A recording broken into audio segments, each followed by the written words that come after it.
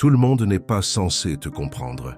Et si je te dis ça dès maintenant, c'est parce que cette vérité change des vies, mais elle en détruit aussi beaucoup.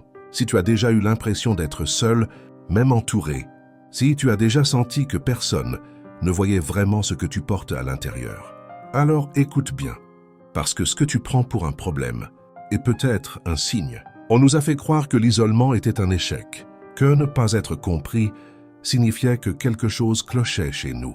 Alors on parle trop, on se justifie, on s'explique à des gens qui n'écoutent pas vraiment. Mais les personnes les plus lucides de l'histoire avaient toutes un point commun. Elles étaient seules intérieurement. Pas parce qu'elles rejetaient les autres, mais parce que leur regard allait plus loin. Quand tu commences à penser différemment, à voir ce que les autres évitent, tu deviens inconfortable. Pas bruyant, incomfortable. Et l'inconfort dérange plus que la différence. Alors on te minimise. On te dit que tu réfléchis trop, que tu prends la vie trop au sérieux, que tu devrais profiter. Mais ce qu'ils appellent profiter, c'est souvent fuir. Fuir le silence. Fuir les vraies questions. Fuir ce face-à-face avec soi-même que peu de gens osent vraiment vivre. La solitude que tu ressens n'est pas toujours un vide. Parfois, c'est un espace. Un espace pour comprendre, pour construire, pour voir clair pendant que les autres se distraient. Les sages l'avaient compris depuis longtemps.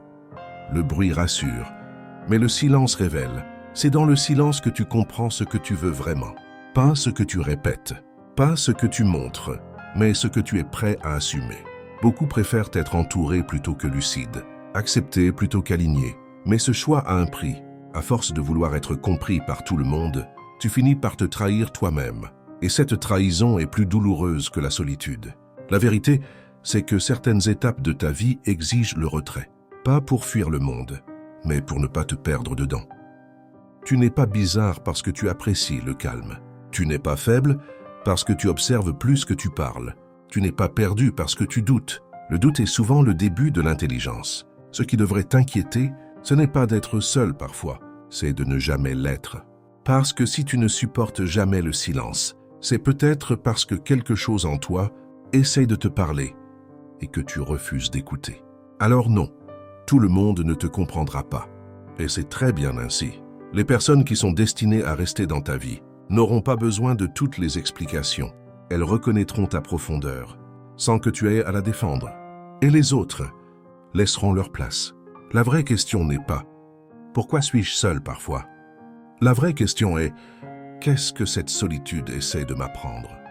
Parce que ceux qui ont appris à marcher seuls un moment finissent souvent par aller là où les autres n'ont jamais osé aller.